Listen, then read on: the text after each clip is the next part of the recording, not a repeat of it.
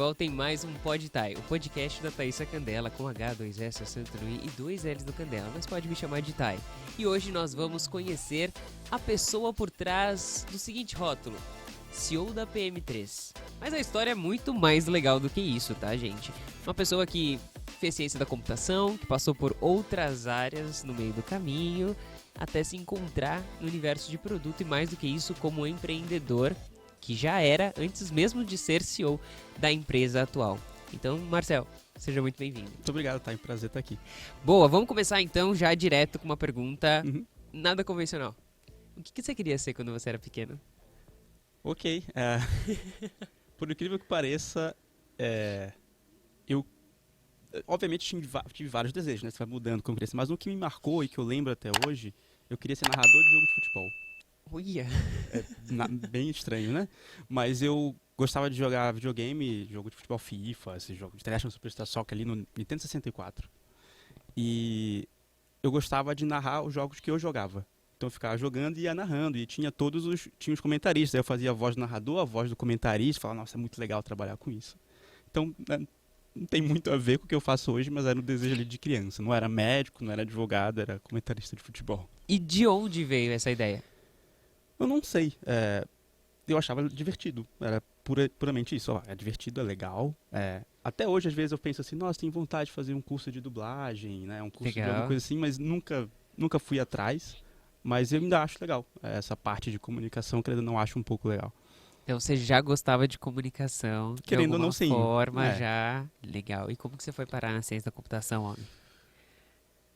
Boa. Essa pergunta é bem interessante porque eu comecei a usar o computador, acho que no Pentium 2. Foi quando comecei a usar o computador, internet de escada ainda. Então, eu chegava da escola assim, eu tenho 2 horas na internet, eu tenho que planejar o que eu vou fazer na internet nessas 2 horas. Né? Antigamente a gente planejava o que ia fazer, hoje em dia a gente procura o que fazer. Olha, eu acho que a partir da terceira, quarta série, eu não sei quantos anos você tem ali, quantos anos? 10 anos? Não sei. 11, 12. Por aí. Então eu jogava muita coisa no Cartoon Network, do site do Cartoon, jogos em Flash e tal, era o que eu fazia. E ali começou a aparecer um desejo de, quero trabalhar com alguma coisa de computador. Né? Foi um pouco depois do narrador de futebol. Mas eu gostava muito de coisas que envolviam o design, eu cheguei a fazer ainda na escola, eu cheguei a fazer cursos de design 3D. Então, na época era o 3D Max, uma ferramenta que você usava para montar animação 3D e tal. Eu cheguei a fazer cursos disso, falei, quero trabalhar com jogos. Era mais ou menos o que eu falava. E o mais perto que tinha disso, ou era uma faculdade de design, e minha mãe falou, nem a pau, você não pode fazer design, que isso, moleque. Ou era uma faculdade de computação, que tinha uma certa a ver com jogos, né? E foi por isso que eu fui para computação, por essa conexão. E é engraçado, porque a maior parte da minha turma, as pessoas perguntavam, por que vocês estão aqui fazendo computação? Aí faziam várias perguntas, quando falavam, para fazer jogo, todo mundo levantava a mão. Hoje em dia, acho que uma pessoa da sala trabalha com jogo. Mas foi mais ou menos por aí. Legal. E tem alguém na sua família da área de computação? Alguma influência nesse sentido? Ou são pessoas que trabalham em áreas completamente diferentes? Nada a ver. Tipo, minha família é basicamente dividida em duas categorias. Concursado público ou dentista. É isso, minha família. Entendi. E aí você não tinha vontade de ser dentista ou Não. Não era uma opção. Não era uma opção. Nem concursado público também, não era uma opção. E eu sabia que eu tinha que fazer alguma coisa. E tinha também um desejo de, putz, eu quero ter minha empresa, quero empreender, mas com tecnologia. Eu queria fazer algo diferente do que eles faziam ali, né, do que minha família fazia. Mas acho que o incentivo desse caminho acabou sendo muito minha mãe. Tipo, no sentido de... Ela comprava revistas, pra mim é engraçado falar isso, né? Mas ela comprava revista. Pra mim, ela saía do trabalho, passava numa banca, comprava revista. Tipo, tinha uma revista, o que era? Acho que era IT Fórum, não lembro, mas umas revistas assim de tecnologia que tinham coisas de empreendedorismo. E ela comprava e falava, tem a matéria tal, tem a matéria X, olha só que legal. Então ela trazia essas informações para mim. Ela também trazia coisas de concurso público. Olha só, vai ter o concurso do Banco do Brasil, faz aí. Meu Deus, eu cheguei até a fazer provas de concurso.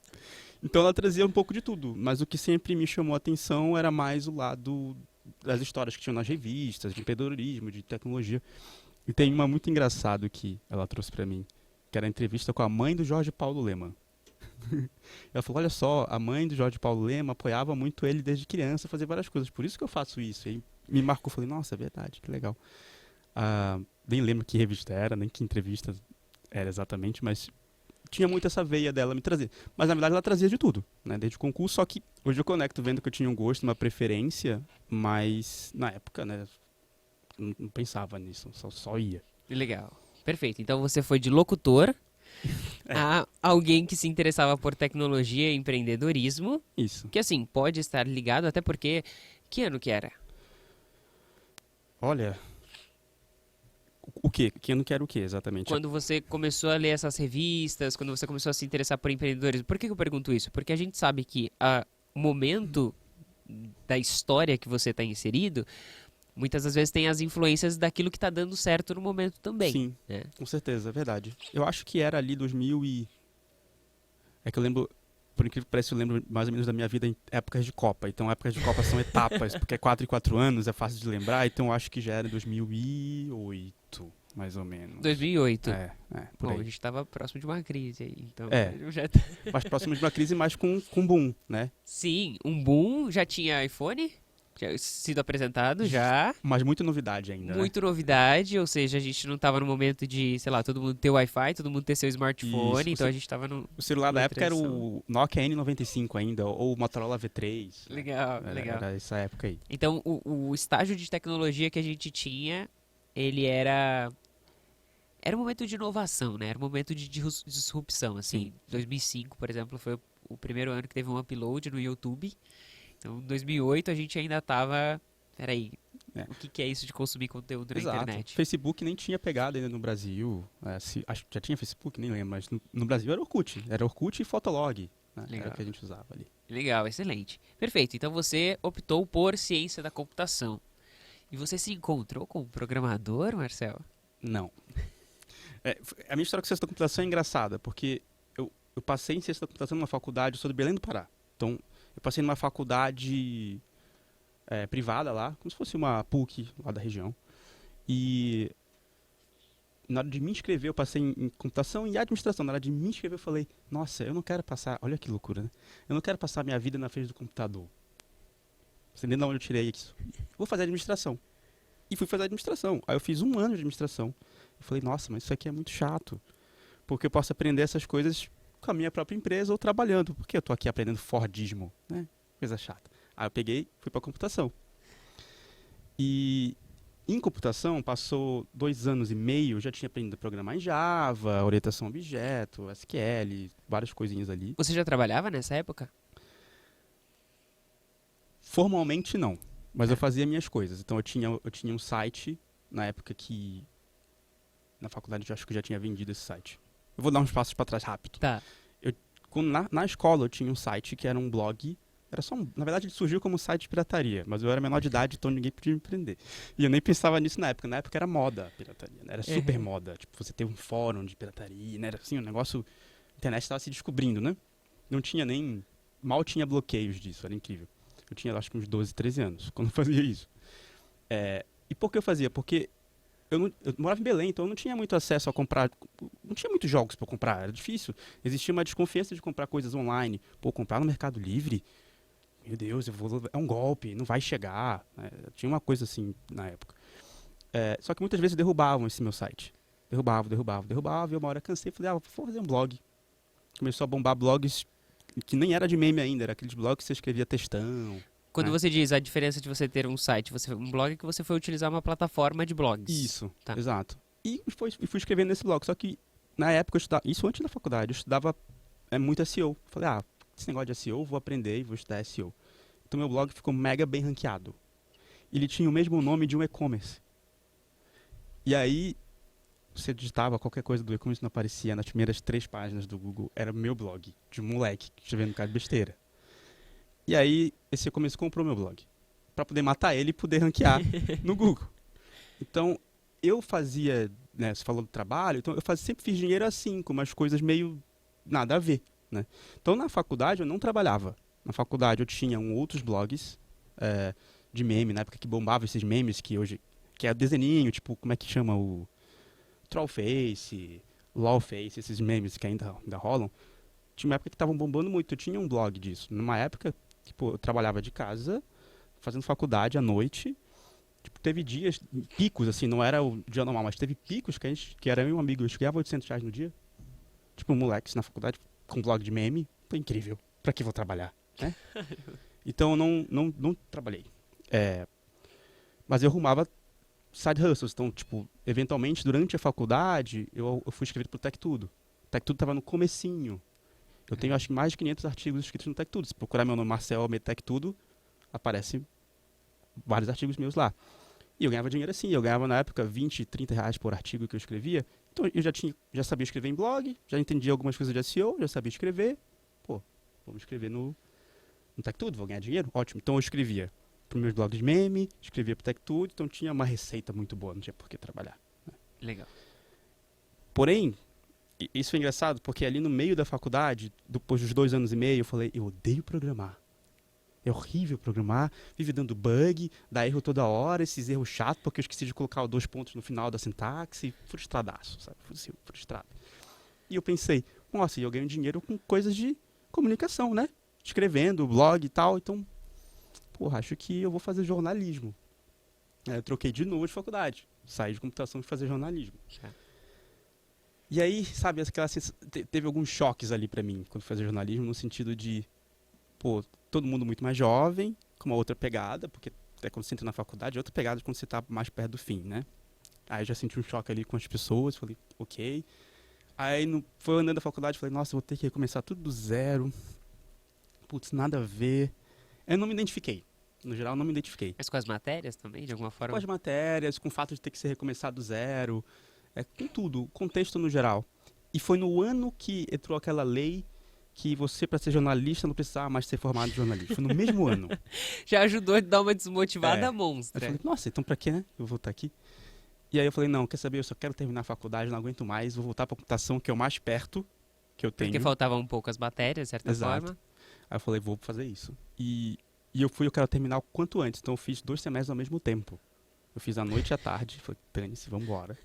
Mas o objetivo, uma dúvida, o seu objetivo era terminar porque você, de alguma forma, tinha o entendimento de que, não, eu preciso de uma graduação, é pelo diploma, era pelo conhecimento, era alguma pressão de alguma forma que você tinha?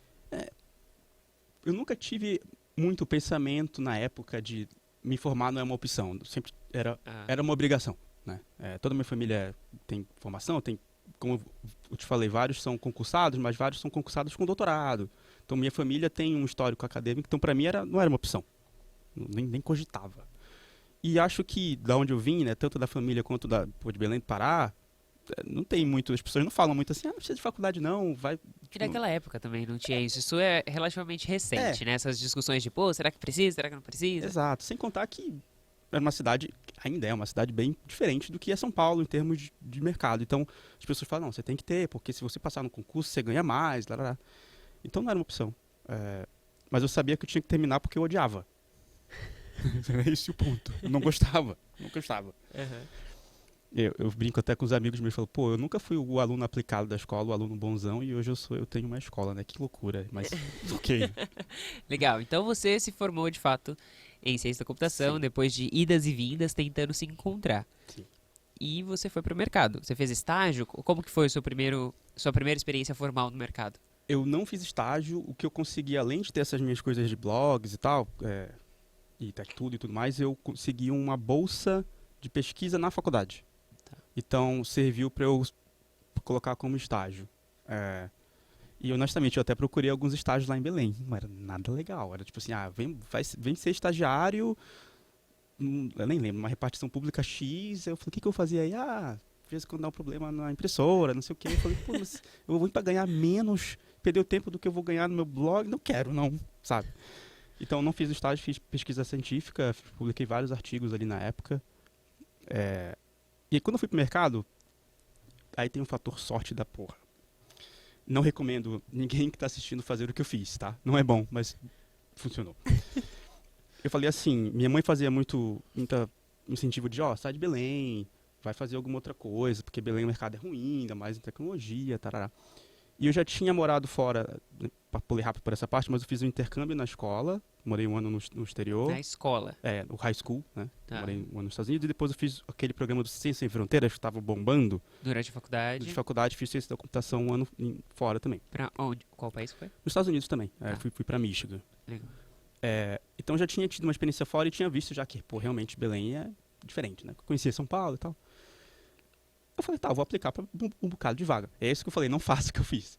Eu pegava o LinkedIn, aplicava para todas as vagas que tinham. Sei lá, apliquei para mais de 500 vagas. Sem personalizar o seu currículo e tudo Nada, mais. Tá. nada, absolutamente nada. Na época, o EasyTax estava bombando no Brasil, né? Não existia Uber, era uma revolução a gente pedir táxi pelo aplicativo, era uau!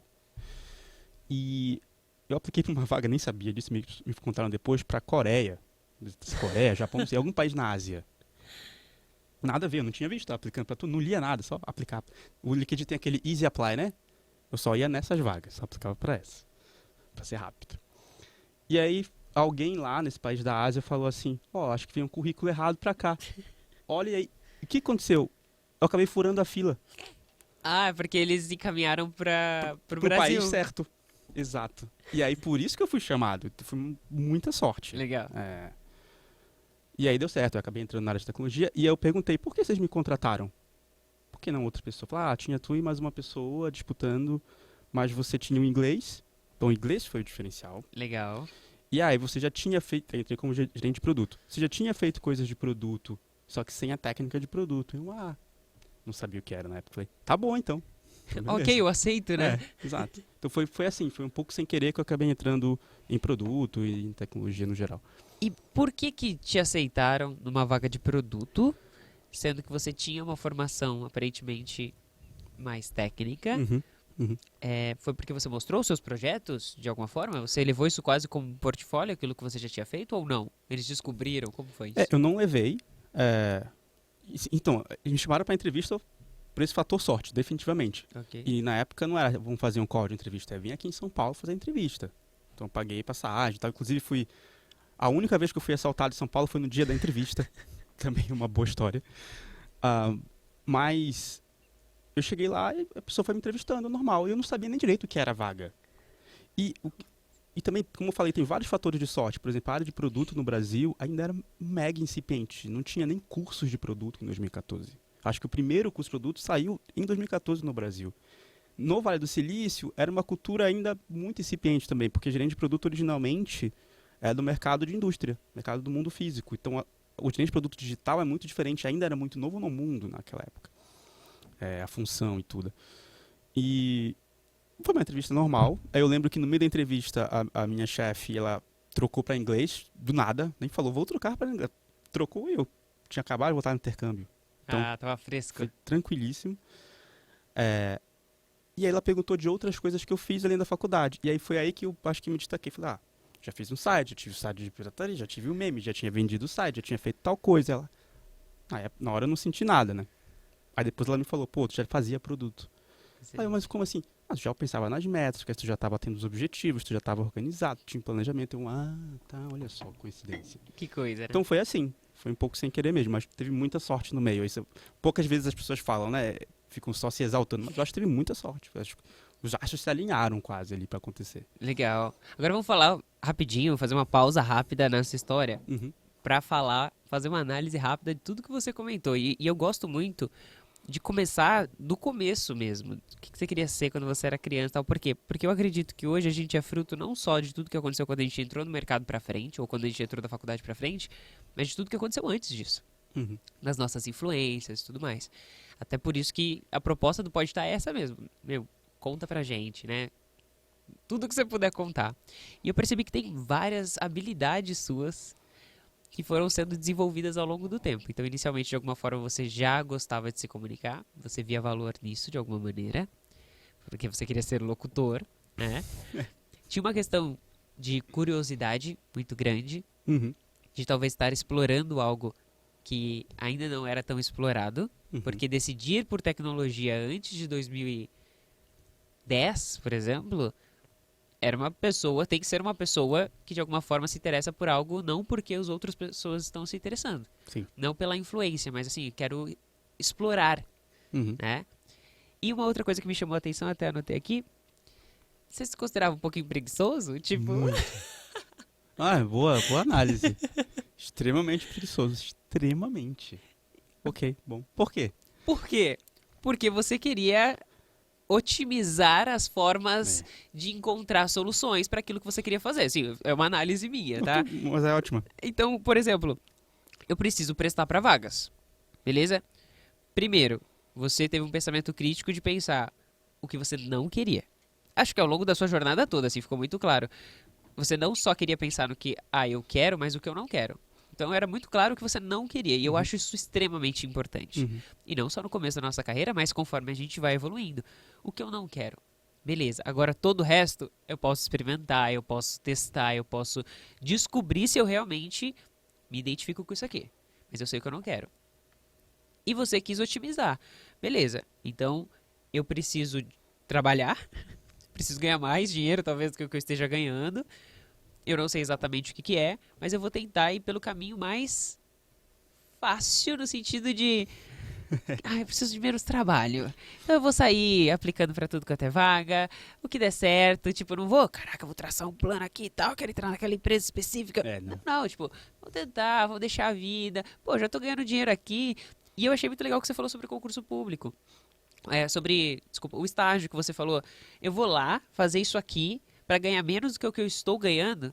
E o negócio que nem era legal. Eu não achava legal. O que eu fazia era legal. Legal. Então, esse é o ponto. Você queria trabalhar com algo legal. Uhum. E você sabia que você podia, você se deu o direito de procurar por algo que de fato fosse legal e que financeiramente compensasse. Porque muitas pessoas, eu imagino que você deve ter conhecido ao longo da sua jornada, as pessoas elas aceitam aquilo que tem. Uhum. Muitas das vezes porque ela não tem outra opção. E aí realmente não tem muito o que fazer. Mas pessoas que têm opção, mas elas optam por, é o que tem pra hoje. Não, tipo, pô, eu tô ganhando mais dinheiro aqui, tá sendo mais legal, então eu vou esperar um pouco mais, vou tentar um pouco mais, vou bater um pouco mais, até eu encontrar alguma coisa que realmente se encaixe naquilo que eu tenho como desejo. Então essa é a minha análise de algumas habilidades e características suas que podem ter contribuído pra isso, né? Eu concordo. Tem um fator que eu acabei não falando, que não sei se entra numa dessas habilidades, mas é um pouco de fator sorte, mas é um pouco de eu estar nos lugares certos. Legal. Por exemplo, o Tech Tudo, eu consegui meu emprego no Tech Tudo porque eu estava na Campus Party, acampando, né? O pessoal ainda faz isso, né? Acampando na Campus Party. Sim. Eu estava lá acampando na Campus Party e eu estava sentado em alguma bancada no Twitter e alguém falou, o Tech Tudo tá aqui, é um projeto novo, vamos conversar. Eu fui lá falar com alguém do Tech Tudo, nem lembro o nome da pessoa, no Campus Party. Eu falei, eu tenho esse blog aqui, dá uma olhada, tinha algumas coisas de tecnologia, e falou, beleza, vem. Foi assim. Quem era eu? Não era nada. E foi assim que eu descobri. Eu teve um outro emprego que eu tive durante 1 ano e meio, que eu acabei nem citando, emprego também informal, que eles me pagavam um salário mínimo, além de todos os meus blogs, era ao mesmo tempo.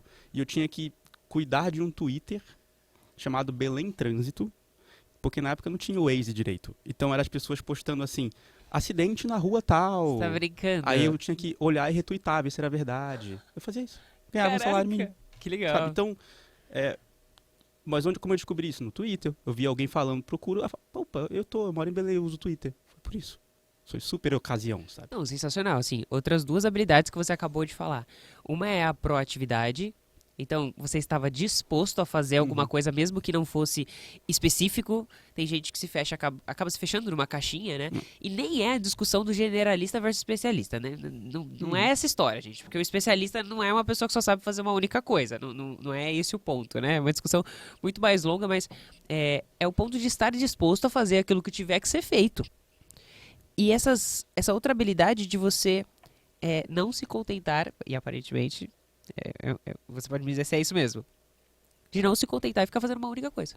Sim. Você sempre estava fazendo várias coisas, envolvido em várias oportunidades e projetos e etc. Né? Além de você se permitir ser visto. Acho que de tudo isso aqui... Assim... Eu tô gostando, é quase uma terapia, tô gostando da análise. Pra mim não é sorte, né? Assim, eu tô analisando tudo que você tá falando justamente porque... Eu acredito que as oportunidades, no fim das contas, elas são consequências das coisas que a gente faz. Uhum. Então, você vai lembrando das coisinhas, né, ao longo da sua história. E esse ponto de se permitir ser visto é uma coisa que eu bato muito na tecla para as pessoas. Você pode ser excelente. Se você não se permitir conhecer pessoas, aumentar o seu alcance, o espectro de pessoas que vão ver o seu trabalho, é o famoso não basta ser bom. Você tem que mostrar que você é bom, você tem que dizer que você é bom, você tem que deixar que as pessoas vejam que aquilo que você está fazendo é bom. E não é porque nariz empinado, não, é porque se ninguém ver, você não vai conseguir sair daquele lugar. Exato. Né? Exato. Então você se permitiu ser visto. E um outro ponto aqui, momento análise, entendeu? Quando eu te conheci, vendo o seu Instagram, por mais que ele ainda esteja numa pegada muito pessoal, eu fui atrás de ver seus vídeos no YouTube. Joguei lá no YouTube e saíram várias entrevistas, inclusive em empresas até que eu trabalhei, eu vi que você tinha vídeos lá, abri um deles e eu vi que você se comunica bem. E quando eu digo se comunica bem, parênteses rápido, né? Até como professora de comunicação, é muito comum as pessoas acharem que ser bom comunicador é ter uma dicção perfeita, é ter uma voz linda e maravilhosa, né? É ter uma postura e gestos muito comprimidos, muito... E não é esse o ponto. Quando eu falo sobre comunicação, uma boa comunicação, é uma comunicação que chega na outra pessoa e que se faz ser compreendido, utilizando ali as ferramentas que a gente tem. E quando eu vi um vídeo seu, uma coisa que me chamou muita atenção é que você tem uma comunicação muito estruturada. Isso é consequência de um pensamento bem estruturado. Pode ter alguma relação com computação, que a gente aprende, né, a solucionar problemas quase que como um algoritmo. E aí eu queria que você comentasse um pouquinho. Mas eu também acho que tem relação com o fato de que você começou a escrever muito cedo. E escrever... Ai, Thaís, eu tenho um problema de organizar minhas ideias. Comece a escrever suas ideias. E pra mim isso foi muito importante. Eu tinha um diário quando eu era pequena. E eu escrevia tudo o que acontecia no meu dia, as minhas sensações, as minhas visões, os meus achismos. E eu fiz isso durante anos. E eu sei que muita da minha habilidade de organização de pensamentos, organização de ideias, de conseguir passar algo de uma forma que chegue na outra pessoa e não fique confuso. Pera, o que você falou? Você começou pelo meio, você foi pro fim e terminou no começo? Tem gente que faz isso, né? Mas muitas vezes porque ela não foi treinada, ela não se pôs em situações que precisaram demandar dela uma boa estruturação. Então eu queria que você comentasse um pouquinho sobre isso. Boa. Primeiro falar num ponto que você falou, você se dispôs em serviço e tal. Até hoje, por incrível que pareça, eu não sou 100% confortável com isso. Eu sou introspectivo. Naturalmente eu sou introspectivo. Tipo, se eu passar muito tempo em um lugar, em um evento, em um meetup, que seja, eu fico cansado mais rápido do que se eu ficar em casa trabalhando por 10 horas a mais. Sabe? Então, por mais que tenha esses fatores e conquistei essas habilidades, não é natural. E às vezes as pessoas acham isso, né? Que não, ele é natural, é o jeito dele. Não, tem um esforço por trás que você não enxerga. Eu chego em casa cansado, eu quero dormir, sabe? Agora, sobre a habilidade de estruturação e tal, eu acho que de fato escrever ajudou muito nisso. Se eu comparar textos meus de 10 anos atrás, claramente são bem piores do que de hoje, então é uma habilidade que você vai construindo. Mas também eu fiz 2 cursos de oratória. Ainda não acho que está longe da minha oratória ser boa, mas eu fiz 2 cursos de oratória. Legal. Era pior antes. Então, tá vendo? Tem o esforço, tem o trabalho por trás. E a parte da programação que eu acho que mudou muito minha vida. Assim, eu era o pior aluno de matemática da escola. Eu, infelizmente, vou ter que falar isso aqui, mas eu colava na escola. Então, era muito difícil para mim matemática e lógica, assim, matemática, né? Fórmulas e tal. Fórmula de Bhaskara, meu Deus, eu odiava aquilo. Então, na faculdade de computação foi difícil pra caramba pra mim. E logo na época da minha faculdade, eu acho que não sei se está assim ainda grade curricular, mas na época tinha lógica de programação 1 e lógica de programação 2. Uma no primeiro semestre, outra no segundo. E eu apanhei nessa matéria. Porque não era nem código, era só lógica. Era puramente lógica. Módulos Pollens, módulos, sei lá, negócios técnicos da época.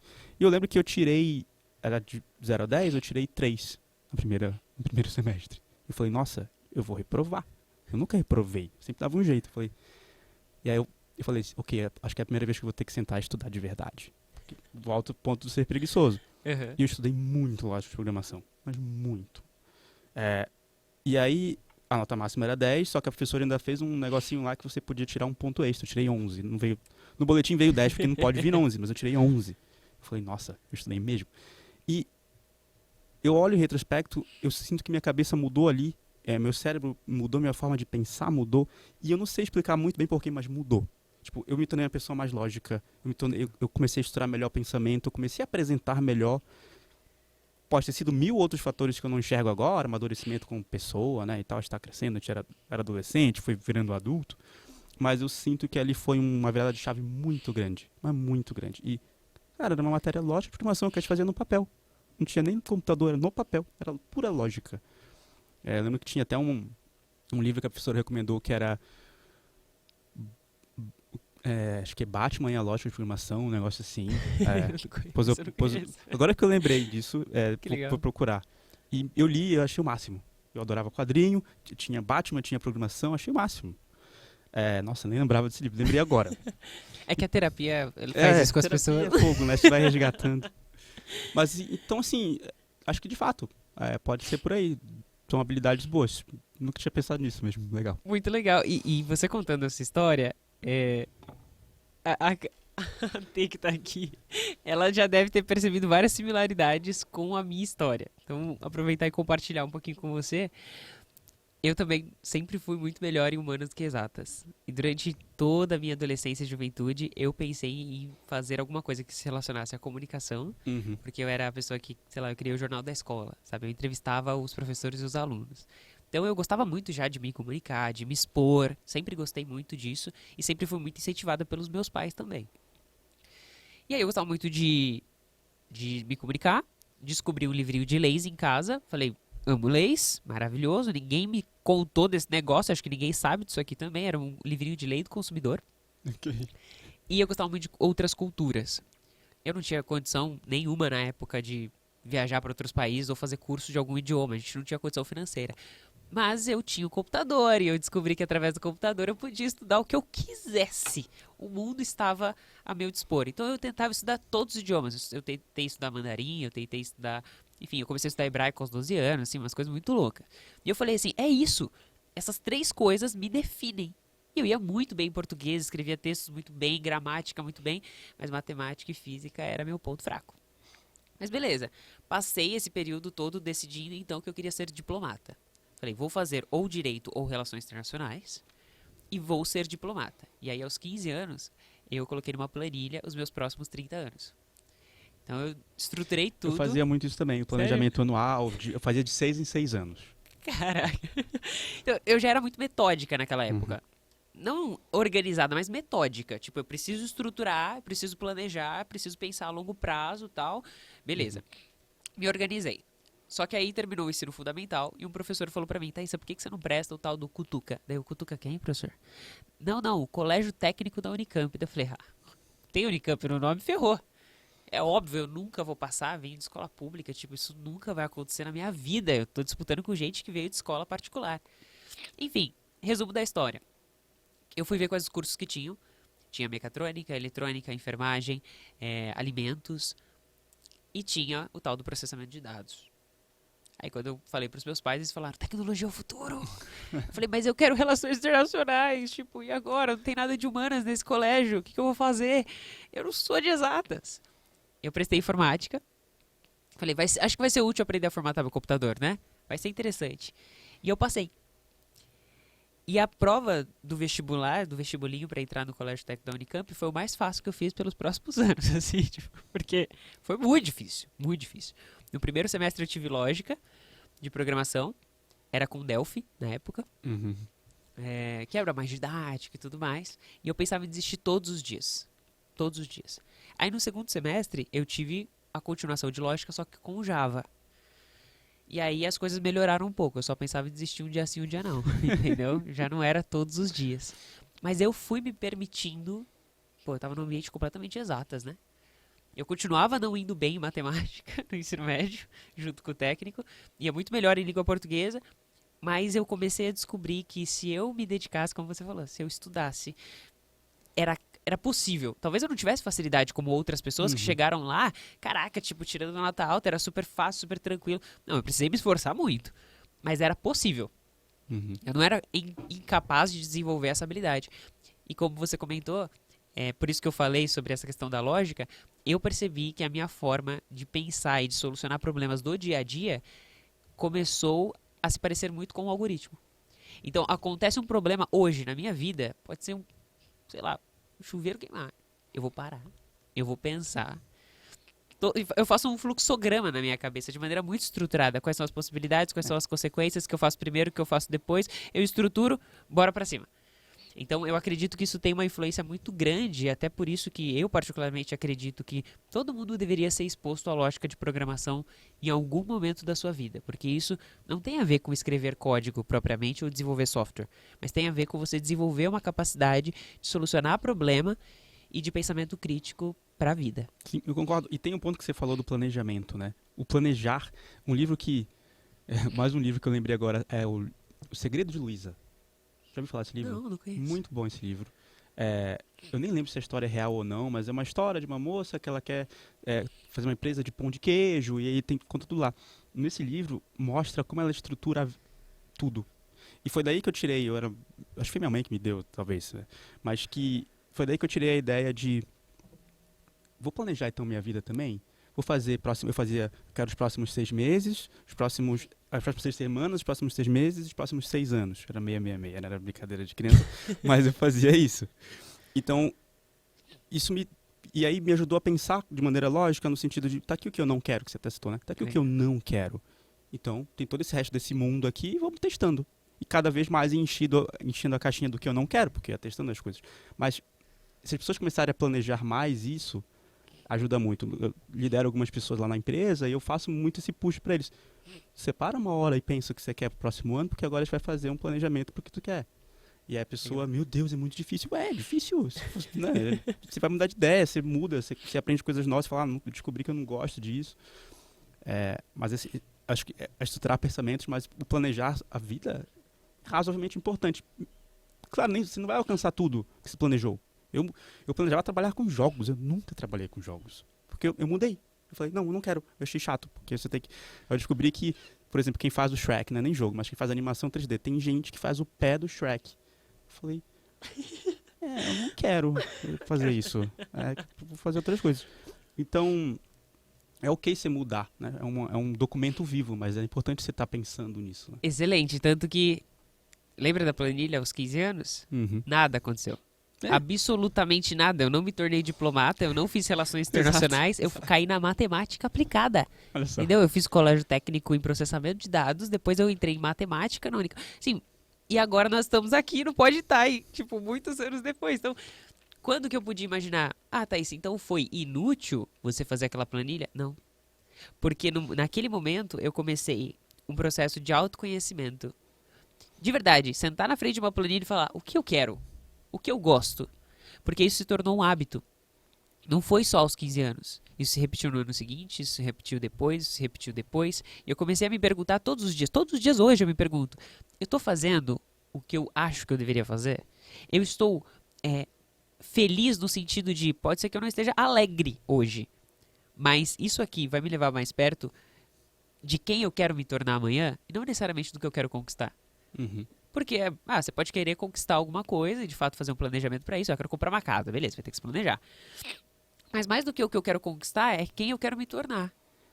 Qual habilidade eu quero desenvolver agora? Será que o que eu estou fazendo agora está me ajudando a desenvolver essa habilidade? Ela está me expondo a condições que vão fazer com que eu desenvolva aquilo que eu quero desenvolver e me torne a pessoa que eu quero me tornar? Então, é um processo de autoconhecimento. Muitas coisas na Thaísa mudou dos 15 anos para cá. Mas aquele momento foi importante para dar um start nesse processo de entender quem eu era, né, e me permitir ser quem eu quiser ser. Sim, é isso aí. As pessoas não fazem muito isso, deviam fazer mais esse pensamento. Excelente. Muito bom, muito bom. Vamos continuar a história, então? Vamos? Legal. Então, você, ciência da computação, estágio ali na sua iniciação científica, de certa forma, entrou no mercado, entrou na Easy Taxi. Isso. O que aconteceu aí? Eu entrei nesse táxi e eu não sabia o que era produto. Eu não sabia nada e tinha pouco conteúdo. Os poucos que tinham eram em inglês. Então, era o que tinha ali na época. Isso me ajudou um pouco. Mas foi uma fase legal, porque a empresa estava expandindo muito. Acho que quando eu entrei tinham 10 países. Já era grande, né? Mas 10 países. E quando eu saí tinha 33 países. Sei lá, era muita coisa. Então foi uma experiência interessante ver a escala toda, ver o Uber entrando no mercado e mudando como o Easytaxi trabalhava, porque disruptou o mercado de táxi. Aham. E aí eu fiquei até uma fase que tinha acho que era Easy Black, o nome eu não lembro, mas o Easytaxi já tinha incrementado um carro que não era táxi, para as pessoas pedirem.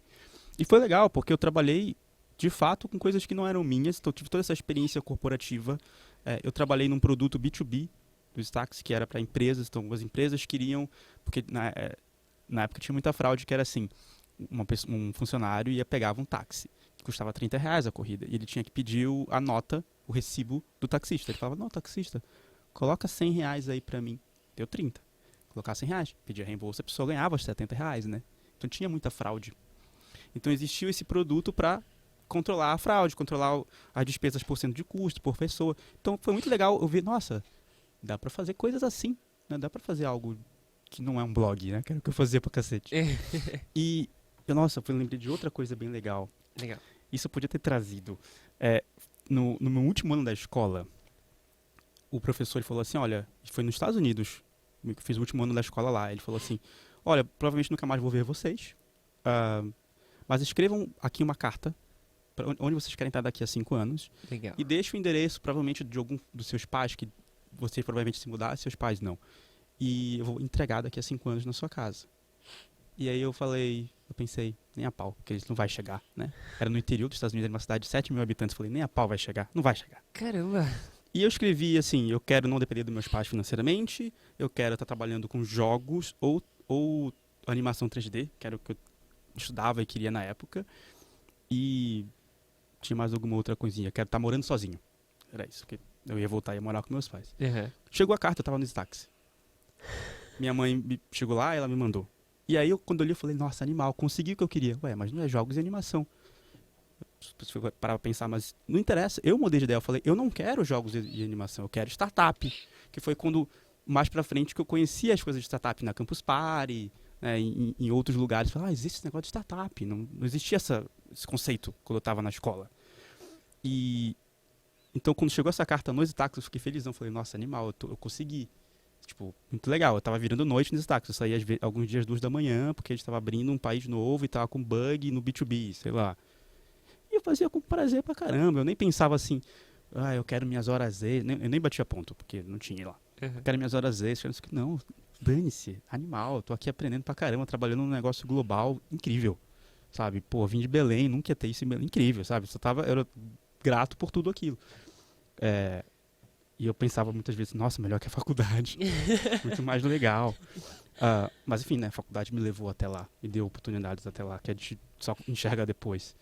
A experiência no Easytaxi foi essa. E pra eu sair de lá, como você já reparou, eu gosto de fazer várias coisas ao mesmo tempo. Então eu tinha um aplicativo de finanças pessoais junto com um amigo meu, que eu conheci na faculdade. Vocês codaram ele? Ele codava, porque eu não sou um bom programador. Você era pessoa de produto. Eu fazia todo o resto. Eu fazia, toda a parte... O site eu sei fazer.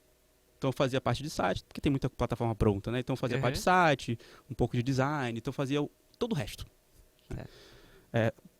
E otimização na loja do Google ou da Apple para poder ranquear, etc. A parte de SEO e tudo mais. E ajudava ele com as funcionalidades, aplicando o que eu aprendia no trabalho. Tipo, eu vi que a gente prioriza assim, que a gente faz desse jeito, que dá para escrever critério de aceite, olha só que legal, enfim, né? Essas coisas que na época era mega novidade para mim. E esse app era tipo um guia-bolso, tipo de finanças pessoais, ele integrava com SMS. Na época você passava o cartão de crédito, você podia pedir para receber um SMS para cada transação. Não tinha, os apps não mandavam push notification. Mal tinha o Nubank na época. E a gente integrava com o SMS, lia o SMS, jogava para o aplicativo e em alguns lugares a gente até categorizava automático, padaria, comida e tal, a gente fazia. E o que aconteceu ali? Eu falei, nossa, incrível. E a gente fez foi o primeiro app de finanças do mundo com Material Design. Legal. Porque o meu sócio falou, vamos fazer com esse Material Design que saiu semana passada, porque é mais rápido. Eu falei, tá bom, usa aí. Nossa, quando o Google lançou o Material Design, virou uma bagunça no mercado, né? E a gente aproveitou, foi um time muito bom. E aí a gente conseguiu notícias em vários lugares. Legal. Tipo, inclusive não brasileiros. E o app tava em inglês e português. Então a gente conseguiu 100 mil usuários. De graça. Assim, foi uma sorte, de novo, sorte, mas CAC zero. CAC zero. E o que foi interessante? A gente tinha colocado para traduzir o aplicativo num site que você pode colocar coisas para traduzir e as pessoas colaboram de graça. Então, como saiu em vários lugares do mundo, em questão de um mês e meio, estava com 10 idiomas. A gente tinha espanhol, a gente tinha alemão, a gente tinha, eu não vou lembrar todos, sueco, lá e etc. Como Porque as assim? pessoas baixaram e traduziram o app. Mas calma aí, peraí. Esse era um site. Não, era um app. Não, tá, mas esse local de tradução Era um site. era um site que você sobe o seu aplicativo. Você sobe o XML do Tá. aplicativo que tem as tags do que está escrito nos botões, as E a pessoa vai mensagens. criando as variações do XML. Exato. Claro, em espanhol a gente até conseguia dar uma validada. O que o cara escreveu em alemão, não sei. Não fazemos ideia, estamos acreditando E para a lá. gente aprovou. E foi muito legal isso. E quando a gente viu isso, e a gente viu que algumas pessoas começaram a pagar, nosso modelo na época de monetização era ultra simples, era pague para tirar o ads. Sim. Eu falei, nossa, vamos focar nisso, que aí é agora que a gente vai ficar rico e virar um empreendedor. E tava na época do Lean Startup, tinha alguns anos, tinha saído o livro. Então, uau, vambora. E eu me empolguei muito e pedi demissão desse táxi. Economizei 6 meses de dinheiro, pedi demissão desse táxi. Falei, agora vai. Genial a ideia. Muito boa. E o que acontece? Eu acho que esse foi um erro grande que eu cometi, mas bom de aprendizado. Eu mudei como eu agia perante o app, a startup. Por quê? A pressão era outra. Meu dinheiro vai acabar. Cara, Eu não quero voltar a depender dos meus pais. Eu tenho 6 meses. Ferrou. Então, até as prioridades mudavam. O meu ritmo com o meu sócio mudava. Não, a gente tem que fazer tua coisa logo para monetizar. E antes a gente estava numa pegada de vamos fazer um produto massa e aprender e tal. E aí eu comecei a ficar ansioso, do tipo, putz, eu acordava à noite suado, do tipo, cacete, meu dinheiro vai acabar. Por mais que eu fosse ter apoio dos meus pais, né, mas eu não queria, né, pra mim era um fracasso. E a gente era muito imaturo, a gente tentou a ideia de levantar capital, então a gente era muito imaturo. Tipo, eu lembro que as pessoas perguntavam como vocês vão se diferenciar, o Guia Bolsa estava tracionando bem já. Como vocês vão se diferenciar? Eu, não, a gente vai criar, olha que loucura, vou fazer um evento de finanças pessoais e aí as pessoas vão... Que? Nada a ver, sabe? Não tinha nada a ver. E, enfim, no fim das contas o dinheiro acabou, tava perto de acabar, eu falei, ó, meu sócio, cara, vou ter que voltar pro mercado, estamos ferrados aqui, não estamos conseguindo monetizar bem, porque o que a gente descobriu, e é curioso do povo brasileiro, né? 80% dos pagantes eram de fora do Brasil. o brasileiro tá de boa com ads. Mas 80% do nosso público era do Brasil. Ops. Ou seja, tinha pagantes, mas eram muito poucos. Você teria que investir no mercado internacional, nesse caso, É. para dar certo. E a nossa integração automática era só no Brasil. Não tinha integração nos outros países, até porque a gente nem sabia como era a mensagem do SMS, nem sequer tinha o SMS. Mas dava para usar sem SMS, por isso que lá nos outros países funcionava. Enfim, foi algo que, hoje em retrospecto, muitas vezes alguém me pergunta, devo empreender, largar meu emprego? Eu falei, não, cara, não larga, deixa rodar. Consegue ver se o negócio é sustentável, se dá dinheiro mesmo, se você consegue se manter. Não simplesmente larga e vai, é um risco muito grande. A não ser que você tenha muito dinheiro, uma família, ou não seja um problema para você ter que pedir dinheiro para sua família, que para mim era, uma questão de um pouco de ego, um pouco de, sabe, esse retroceder para mim. E eu tenho uma tese, tem até uma pesquisa de alguma universidade famosa, não lembro qual, posso te mandar um link depois, mas que fala que os empreendedores híbridos têm mais chance de sucesso. O que é o híbrido? É quem está trabalhando e tocando seu side project. Ele tem mais chance de sucesso porque ele consegue priorizar melhor. Porque ele tem menos tempo para focar no projeto dele. Então ele fala assim, eu vou focar nessa coisa aqui que é mais assertiva e tem menos chance de dar errado. Legal. E você começa a se preocupar menos, você consegue com mais cautela. A chance de suceder é maior. Claro, tem momento de corte, né? Que você, agora eu vou full time. Mas tem a chance de suceder maior. Eu acho isso incrível, porque foi o que aconteceu comigo. Enfim. E aí, pra onde você foi? Aí eu fui trabalhar no Viva Real, de imóvel. Uhum. Na época, antes da fusão com o Zap, que depois a OLX adquiriu. E como eu cheguei no Viva Real? Aí, de novo, o lugar certo não era certo. O Viva Real, quando estava na startup, o Viva Real, eles tinham um andar sobrando. Então eles lançaram o Viva Comunidade, na época. Que era basicamente um processo seletivo para selecionar, acho que 10 startups, eu não lembro, que elas iam trabalhar lá de graça e tinha frutas e café. E internet, um espaço para trabalhar. Onde a gente trabalhava antes, a gente todo dia ia num café diferente, pedia só um cafezinho para não gastar muito, Pra poder usar o Wi-Fi. para poder usar o Wi-Fi e sentar na mesa. Então era bem difícil. Quando eu vi um lugar de graça que ia ter fruta, A gente ainda poder De ser... graça, comida de graça. E saudável. Então, pô, vambora, a gente conseguiu passar. Então, quando eu falei lá que eu tava saindo, que a startup talvez acabasse e tal, eles falaram, pô, tem uma vaga de produto aqui, você não quer voltar pra produto? Eu, vambora. E na época, o Viva Real, pra mim, era, tipo assim, a melhor empresa de tecnologia que eu podia entrar. Que Em legal. termos de, tá bombando muito na época. Eu falei, pô, vamos fazer. Fiz o processo e passei. Foi sensacional pra mim. E aí ali eu trabalhei com produto mais 2 anos. Mais Viva Real, 2 em vários anos. produtos diferentes. E aí o seu papel era ser gerente de produto Isso, ali? era o Product Manager, gerente de produto. Isso mesmo. Product Manager. É. Legal.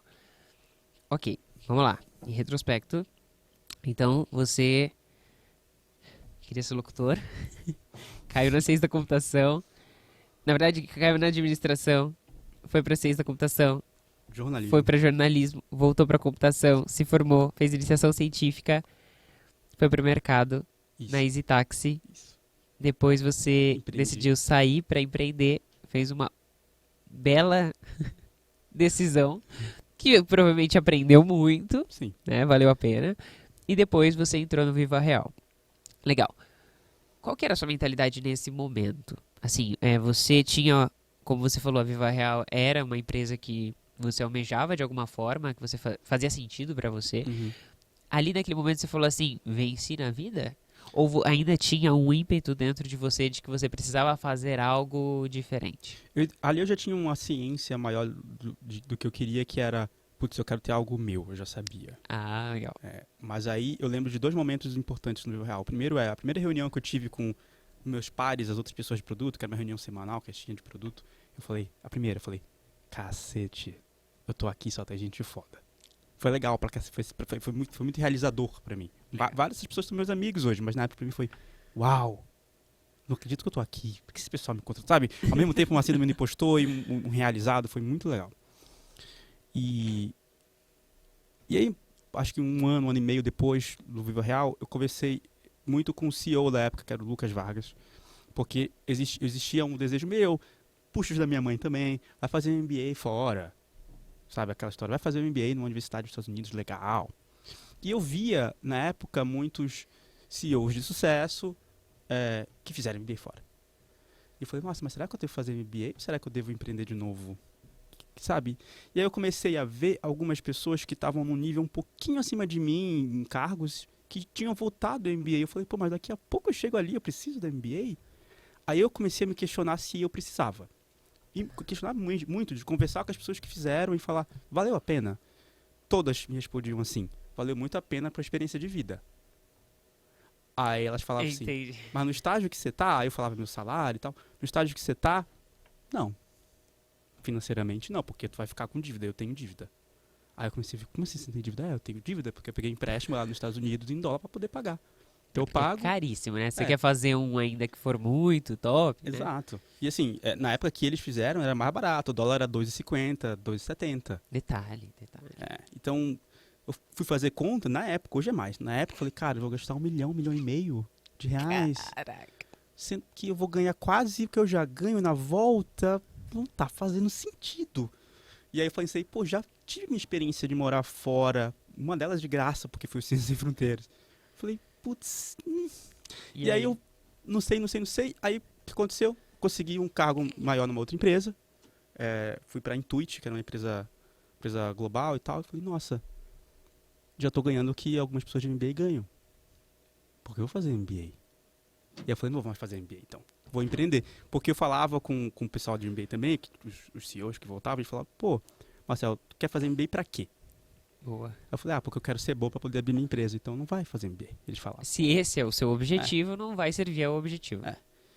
E eu até entendo hoje, e eu acho que foi uma boa decisão não ter feito o MBA, mas às vezes bate um fomozinho, tipo, putz, queria ter vivido aquilo, queria ter visto algumas coisas ali. Eu ainda penso em fazer um curso ali no exterior, mas não vai ser um MBA, que é 2 anos. Tem esse fator também, pô, é 2 anos de MBA, no qual eu tenho que ficar sem trabalhar, só estudando. E tem um certo atraso ali, querendo ou não. Total, excelente. Então, você, trabalhando no Viva Real, decidiu que você não queria fazer MBA. E qual foi a próxima oportunidade? Aí eu fui pra Intuit, que era uma empresa global, empresa americana que estava vindo pro Brasil. Legal. Aí eu trabalhei lá por 6 meses, eu não me adaptei. Isso que é curioso também. o Brasil não era um dos países que era prioritário para a empresa. Tinha vários outros países, como os próprios Estados Unidos, o Canadá, a Austrália, mercados maiores. Então, a gente tinha dificuldade de ter recursos, tanto de pessoa quanto de prioridades de coisas que a gente dependia deles para eles fazerem. E aí eu falei, é um ambiente muito lento para mim. Não dá para eu ficar. E aí de lá eu tive uma experiência que era... Eu fui para a SIC, que é uma empresa que adquiriu a Cato de empregos, muitos anos atrás, e eu fui cuidar de um laboratório de inovação. Eles queriam Eles queriam alguém que tivesse experiência em produto e tivesse empreendido. Legal. Aí, de novo, olha que sorte, né? Não é só sorte, eu sei, mas tem um pouco. Tem um pouco, claro que... Era sem hora que eu dúvida. tava buscando um emprego, deu um match muito bom. Eu né? gosto muito de uma palavra que tinha escrito no cubo, que era serendipidade. Eu nunca mais vou esquecer dessa palavra na minha vida. Por quê? Porque é você estar num ambiente propício aos bons acasos. Então, no fim, é óbvio que todas as pessoas de sucesso tiveram alguma sorte no meio do caminho, de ter uma pessoa específica e tal. Mas é porque, de certa forma, você também estava ali e você tinha algo a oferecer àquele contexto, àquelas pessoas, tudo mais. Uhum. Senão, você seria só mais um e nada demais, assim, teria acontecido na sua vida, por mais que você estivesse inserido, que é o que acontece com muita gente. É isso. Não é assim, mas Legal. tem um pouco de tudo, concordo. Sim. E ali foi a primeira vez que eu fui head de uma área, por assim dizer. Só que aí eu respondia para o CPO, que é o head de produto, o Chief Product Officer, né, no cargo chique lá em inglês. Mas ao mesmo tempo eu tinha autonomia de, Marcel, monta um novo negócio aí pra gente. Vai ser em outro escritório, vai ser... Toma aqui um cartão. Quem tinha cartão de crédito na empresa era eu e o CEO. Caramba. Porque eles falavam assim, não, porque se você tiver que passar pelo financeiro, vai ter toda a burocracia, tu vai ficar devagar. Não, então, quer que seja rápido. Legal. Então foi uma experiência muito bacana pra mim. Deu errado as iniciativas que a gente tentou fazer. Mas foi muito legal. Foi uma experiência que, nossa, eu tô liderando uma área, contratando pessoas e fazendo muito além de produto. E aí você precisou desenvolver outras habilidades, convenhamos, né? Porque eu tive a oportunidade de trabalhar com produto liderando pessoas. Só que tem muitos papéis de produto do qual você interfaceia com muita gente. Uhum. Você lidera as pessoas indiretamente, mais por persuasão e por influência, do que de fato liderá-las no sentido de gestão de carreira dessas pessoas, né? Eu até brincava que, porque no começo da minha carreira, quando eu deixei de ser dev, eu fui pro mercado trabalhar com IT Strategy. Eu não tinha um time. Eu era a pessoa que tinha que fazer interface com todas as áreas, tal, influência, mas fazia um voo solo. Uhum. Eu era um lobo solitário, né? Uma loba solitária lá dentro, não tinha time. O que é completamente diferente do que quando você, de fato, tem uma equipe para você gerenciar e, enfim, até a sua visão ela passa a ser diferente sobre o produto, sobre os objetivos, sobre a carga que você está colocando nas pessoas, porque quando você não as lidera, você tem uma noção menor daquilo que você está submetendo as pessoas nas suas decisões de produto e tudo mais. Então eu queria que você falasse um pouquinho sobre isso. Legal. De fato, outro nível de responsabilidade. Até porque ali eu cuidava das pessoas de produto que tinham, mas eu fui gerenciar engenheiros. Que é controverso, né? Uma pessoa de produto não gerencia, mas o meu papel não era produto. Meu papel era empreendedor que estava liderando a área. Unidade de negócio. Apesar de ter entendido, de conhecer produto. Aí contratei uma pessoa de vendas. Nunca gerenciei ninguém de vendas. Na verdade, eu tinha conflitos com pessoas de vendas, né? Porque as pessoas de vendas queriam a feature e eu falava, não vai ter a feature. Aí gerenciei RH. Então fui gerenciar funções que estavam bem distantes da minha expertise. E ali foi onde eu sofri. Como profissional foi onde foi difícil. Eu falei, putz, como é que eu vou gerenciar vendas? Eu tive que conversar com pessoas de vendas. O que você faz? Como é que é? Isso aqui ela tá me enrolando? Ela não tá me enrolando, porque também não tenho o mesmo nível de confiança de gerenciar alguém de produto, que é a minha área de expertise. Mas ali foi muito legal, porque eu topei ir pra lá e porque eu queria ir pra lá. Eu pensava assim, nossa, eu vou empreender com o dinheiro dos outros. Então o meu risco é muito baixo. E vou poder aprender muito mais, porque eu vou gerenciar coisas além de produto. Então, pra mim foi uma oportunidade de aprender. Possivelmente melhor que o MBA. E eu acho que foi melhor que o MBA. Eles me pagaram e eu pude fazer mais coisas do que eu faria no MBA durante 2 anos. Então foi muito legal. Um dos motivos pelo qual deu errado, vários, mas eu acho que a empresa queria um direcionamento específico, a gente testou e falou, não tá dando certo, temos que mudar, não é isso. E eles insistiram, e eu falei, cansei, então vocês querem, eu tô falando há 1 ano que não é, tá bom, estamos aqui todos os 1 ano de testes dizendo que não é, mas vocês querem? Tá bom. E aí eu falei, então tá, então eu vou... E nessa época eu já tinha fundado minha empresa de agora, a PM3. Sempre em fazer. paralelo. Muitos padrões se repetem na sua Se história. repetem. Muito bom. Curiosamente, eu tinha 2 empresas nessa época. Eu tinha a empresa que é a PM3, eu tinha uma outra empresa que era a empresa de eventos, que eu fundei, mas tudo na área de produto, que é uma empresa que faz eventos de produto. Outro CNPJ, outro sócio, tudo separado. Então eu tinha que balancear isso tudo. E eu falei, nossa, essas empresas estão começando a ir bem. E aí, de fato, bem, tipo, de gerar caixa, a gente talvez começar a contratar uma pessoa. Outra situação do que era a startup lá do Stax no comecinho que eu saí. E eu pensei, nossa, talvez o meu próximo emprego vai ser meu último emprego. E eu quero ter um último emprego em produto, porque eu não estava sendo uma pessoa de produto. Eu falei, Sim. quero ser o último emprego em produto e realmente talvez seja o último. Vou tentar pegar um lugar legal. E aí, ali, era diferente do meu comecinho, eu tinha poder de escolha. Eu conhecia uma galera, eu já tinha um evento de produto que estava crescendo, que era essa outra empresa, eu já tinha a outra empresa que é a escola de produto, então as pessoas já me conheciam. Aí eu falei, agora eu vou escolher onde eu quero trabalhar. E aí na época o Nubank parecia um bom lugar. Eu falei, quero trabalhar no Nubank e dane-se. Vou mandar mensagem para quem eu conheço no Nubank e perguntar, e aí, se é legal e se tem vaga. E foi isso que aconteceu. Eu falei, tô pensando nisso aí, tem vaga aí? Tem. Pô, beleza, me coloca no processo seletivo. Fiz o processo, passei. Então, é engraçado, velho. De novo, parece terapia. Mas é engraçado porque realmente eu não tinha quase nenhuma escolha. Eu escolhi o que eu não queria de fato, mas eu não podia escolher a empresa que eu queria no comecinho. E depois lá pra frente eu podia, pelo networking, né? Pelo que eu conquistei. E foi o que aconteceu. Fui pro Nubank e de fato, foi a última empresa que eu trabalhei que não era minha. É muito legal isso que você falou sobre a sua experiência como head de uma unidade de negócio. Eu tive uma oportunidade muito parecida com essa e foi depois de eu ter empreendido também. Nossa, essa história tá muito parecida, gente. Enfim, eu cheguei a empreender 2 vezes. Muito na vibe do que você falou. Juntei uma grana, pedi as contas e criei uma escola de programação. Presencial. Tiro no pé, total. Porque é muito caro fazer Nossa, o custo do espaço era terrível. E era curso de programação. Porque, enfim, eu já estava inserida dentro desse universo de tecnologia e eu sabia que existia um gap entre a quantidade de vagas e a quantidade de profissionais. Só que eu também já estava envolvida com comunidade, evento e tudo mais, conferência, organizando conferência, meetup. E eu sabia que tinha muito dev desempregado. Eu falei, não, tem alguma coisa errada. Porque tem uma porrada de vaga, mas tem uma porrada de dev aqui também querendo se empregar. O que é a solução, então? Será que é a educação? Eu falei assim, vamos tentar solucionar esse problema com a educação. E aí eu criei uma escola de programação, que na verdade o primeiro curso, a escola era de programação, mas o primeiro curso foi de machine learning. Eu chamei meu mentor, meu primeiro mentor na vida, que tinha feito matemática, era head de inteligência artificial da empresa que eu trabalhei e tudo mais. E ele foi o primeiro professor. Então eu fazia tudo na empresa menos dar aula.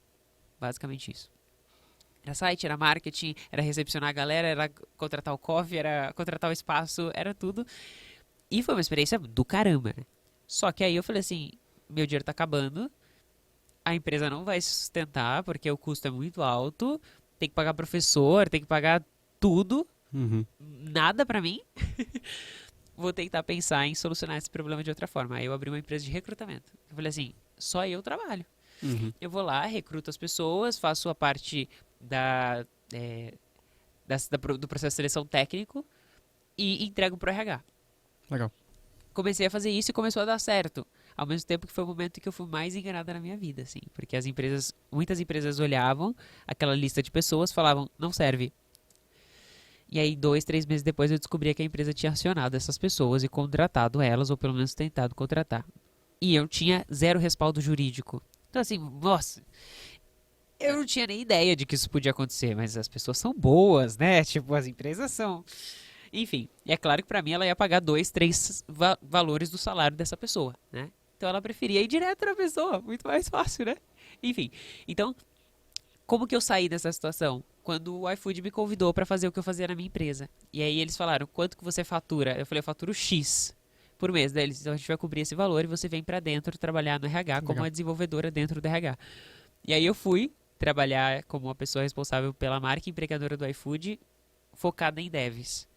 Então eu ajudava a área de desenvolvimento organizacional, a área de recrutamento, mas tudo que estangia desenvolvedores, eu estava lá para poder contribuir com com o meu conhecimento de devs, né?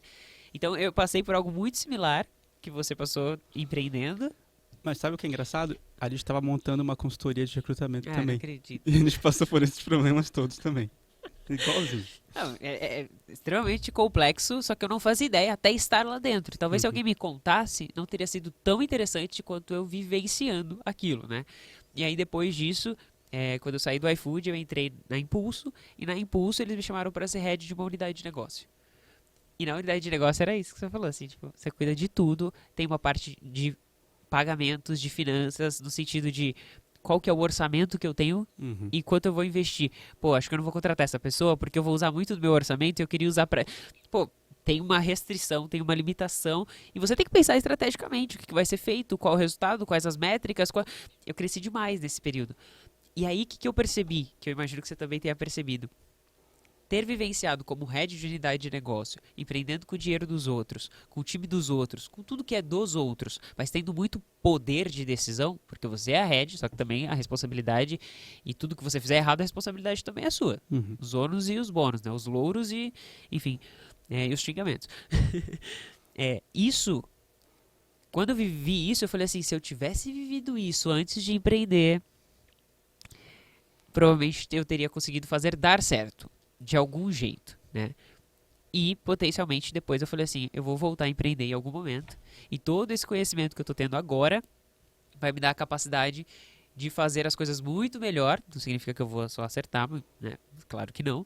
Mas eu pelo menos vou ter muito mais base, muito mais entendimento do que eu tô fazendo e das consequências daquilo que vai acontecer, né? Através das minhas decisões. Sim, é isso aí. Eu lembro que na primeira startup, a primeira startup oficial, que é depois dos táxi, eu lembro que eu trabalhava com um livro do lado.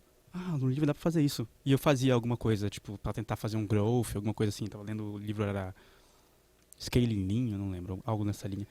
E, pô, em outras oportunidades empreendedoras, o que eu menos fazia era pegar um livro e ler, porque eu já tinha o aprendizado, já tinha o conhecimento, já tinha vivenciado as coisas. Falei, agora eu já vou conseguir fazer mais rápido, com mais segurança, e já sei o que não funciona. A gente vai aprendendo e amadurecendo, né? Querendo ou não. Excelente. Bom, e a PM3? PM3. Como que surgiu essa ideia? Ela surgiu, olha lá, resumidamente. No Viva Real, pulei algumas etapas, mas no Viva Real, quando eu entrei e falei, nossa, que gente foda que eu trabalho, eu falei, mas eu quero conhecer mais pessoas de produto. E não tinha meetup de produto, não tinha nada. Falei, vou fazer um evento de produto. E eu pedi pro pessoal no Viva Real, falaram, pode fazer aqui, eu te dar o coffee, cabe 120 pessoas no auditório. Eu falei, fechou. Convidei pessoas, abri o evento, era de graça, não ia cobrar.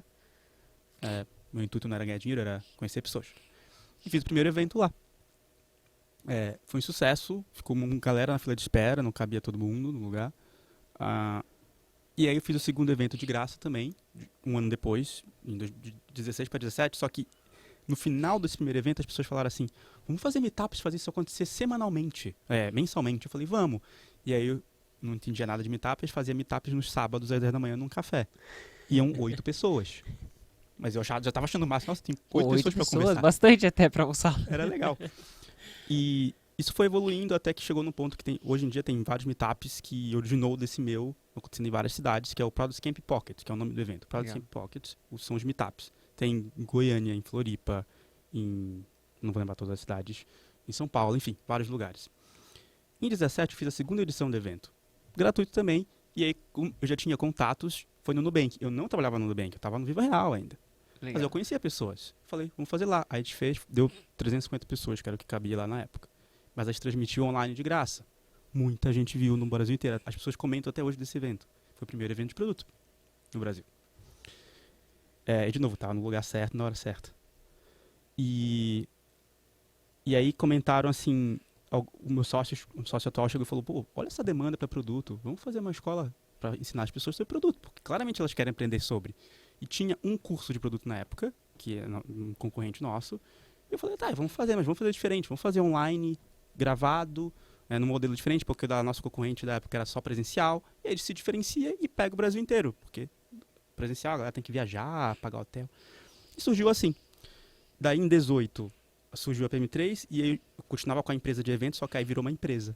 Em 18, que era a terceira edição do evento, já era uma empresa separada, um evento pago, com patrocínio. E foi engraçado, a OLX tem algo vendo essa história, e eu não trabalhei na OLX. E eu falei assim, pô, galera, a gente vai fazer mais um evento para 500 pessoas. Não sei se vou cobrar. A OLX falou, não, você tem que cobrar. Eu falei, não, mas eu não consigo pegar um lugar grande para caber todo mundo. A OLX falou, a gente paga o lugar. Aí sim, A hein? gente paga o lugar Mas pera, como que você conheceu a OLX? dos meetups. Porque os meetups que eu organizava, eles todo mês eram, evoluiu depois do café, e todo mês eles eram em empresas diferentes. Cara, ó, de verdade, de verdade, de verdade. É muito legal o que você tá contando. E é uma baita de uma dica as pessoas que estão nos ouvindo levarem a sério. Você, seja com os eventos, seja com a possibilidade de se expor, você permitia que as pessoas vissem o que você estava fazendo e que elas pudessem, de alguma forma, se interessar por aquilo. Você não estava vendendo para elas. E a melhor forma de vender para as pessoas é fazer com que as pessoas entendam que elas precisam daquilo. Ou que elas podem contribuir, ou tipo, eu quero participar disso aqui. Então, quando você expande as suas possibilidades, na verdade, quando você se permite ser visto, você expande as suas chances de dar certo. Sim, e eu não queria vender nada, porque eu não ganhava nada. Eu só queria conhecer pessoas. Tinha esse fator, sabe? Não era nada comercial. Depois virou comercial, porque aí eu vi a oportunidade. E eu conheci o OLX porque eu tinha feito 1 ou 2 meetups lá.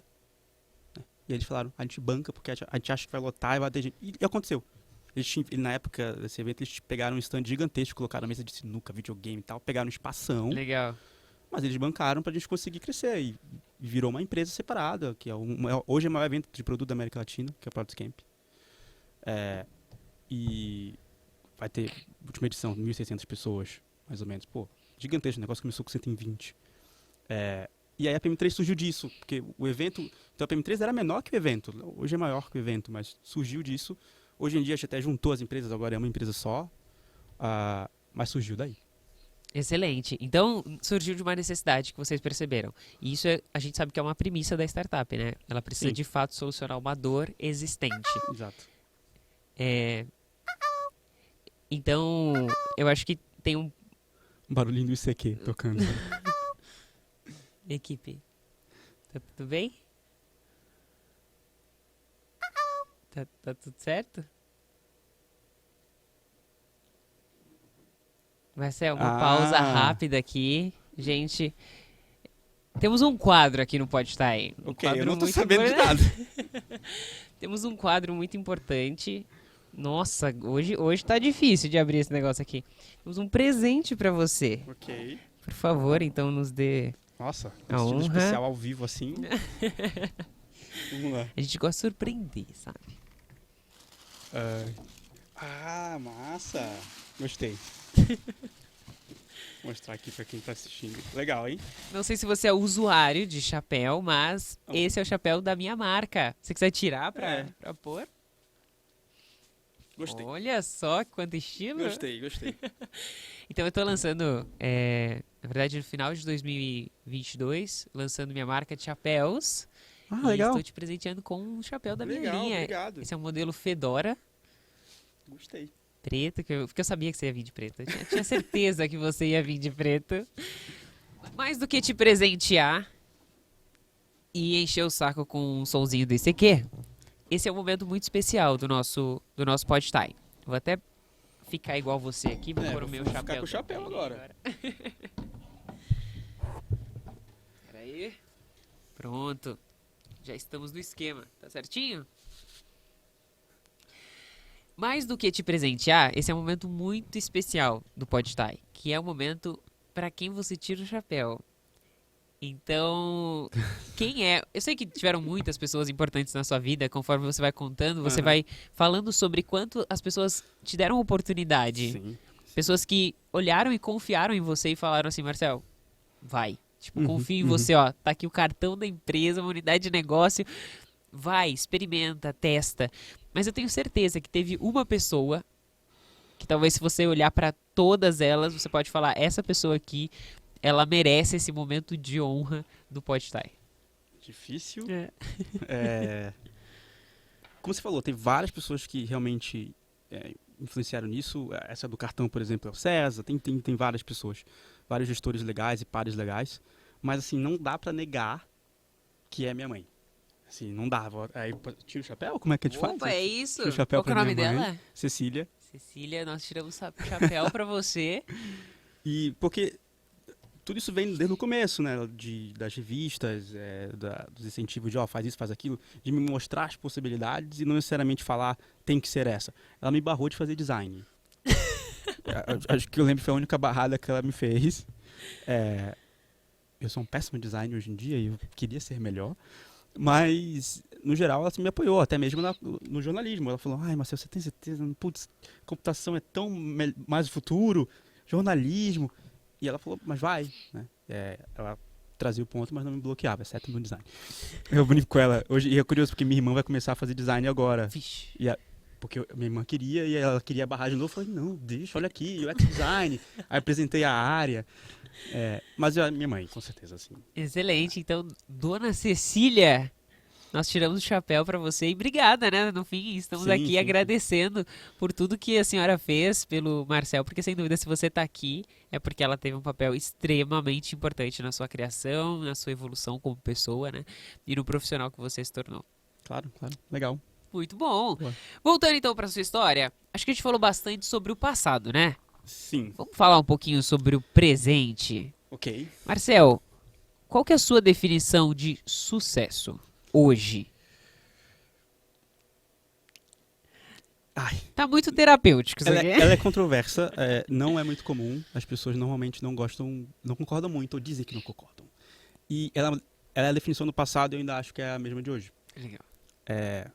Eu lia um blog muito antigamente chamado carloscardoso.com, não sei nem se ainda existe. E a tagline desse blog era Fortune and Glory, que é a mesma tagline de um dos filmes do final do Indiana Jones. E eu falei, nossa, legal esse tagline, é isso que eu quero. Fortuna e glória. Mas isso é de criança. Tá? Isso pode ter 1000 significados. Não estou dizendo que eu quero ser ricaço e famoso como o Elon Musk. Não é isso. Mas é no sentido de, poxa, eu quero ter uma estabilidade financeira massa e eu quero ter conquistado coisas legais. E conquistado coisas legais, que é essa glória, tem a ver com o quê? Putz, eu quero que as pessoas reconheçam coisas legais que eu posso ter feito, eu quero ter uma família legal, eu quero, enfim. Então, tudo o que eu faço é pensando nisso. Puxa, eu estou garantindo meu futuro, então meu presente é isso, estou garantindo meu futuro financeiramente e estou conquistando coisas que eu vou ter orgulho, que as pessoas podem eventualmente comentar ou ter impactado a vida das pessoas. Então eu gosto de pensar nisso, e aí eu acho que Fortuna e Glória, de uma maneira não muito humilde, mas ele resume isso de maneira geral. Então, essa direção que eu penso muito no presente. E você acredita que você conquistou esse sucesso? Dá pra ser mais. Dá pra ser mais. Dá pra ser mais. É o famoso... Eu costumo dizer isso. As pessoas perguntam assim, Thaisa, você tem ambições enormes ou você está satisfeita? E a minha resposta é, eu tenho ambições enormes e eu estou satisfeita. Ótimo, é isso que eu tô entendendo. Por quê? Porque as pessoas acreditam que se você tem ambições, significa que você nunca está satisfeito com o que você tem. E eu, particularmente, eu estou muito feliz, muito satisfeito. Eu consigo viver o presente 100% presente, até porque a gente nunca sabe quando vai ser nosso último dia. A gente nunca sabe se o amanhã ele de fato vai chegar. Mas eu tenho ambições, ou seja, eu faço as coisas pensando também no amanhã, né? Naquilo que eu estou fazendo hoje, que vai ter um impacto no dia de amanhã, e se eu estou chegando mais próximo daquilo que eu acredito que será o fim, né? Então, eu acho que essa resposta, pra mim, ela define bastante. Muito bom. Eu acho isso mesmo. E, tipo, no geral, assim, eu tô à frente do que eu achava onde eu ia estar, sabe? Então, pô, significa que eu tenho que parar e que eu tenho que me dar por satisfeito e agora ficar tranquilo? Não, mas é porque eu gosto, porque é divertido, porque eu sou assim, né? Você viu na história. Viu coisa ao mesmo tempo. Então, é legal. Enquanto estiver divertido, eu vou continuar fazendo. Enquanto estiver desafiador, eu vou continuar fazendo. Se estivesse muito fácil, não ia ser legal, né? Aí eu ia desistir. Legal. Só que você tá há bastante tempo na PM3, né? De certa forma, Sim. são 4 anos Quase e meio. 5 anos, Quase 5 anos. Você é uma pessoa de tiros curtos, vamos dizer assim, né? No geral. No geral. Eu tô me identificando muito com essa história, porque eu também sou uma pessoa que, tipo, em geral, eu fico, sei lá, no máximo 2 anos eu fiquei numa Se enjoa empresa. rápido, né? Repetitivo. Ou até mesmo, tipo, eu já falei isso várias vezes, é polêmico, tá? Mas as pessoas me perguntam, quando que você acredita que é o momento correto de sair? Ou de pedir as contas de uma empresa?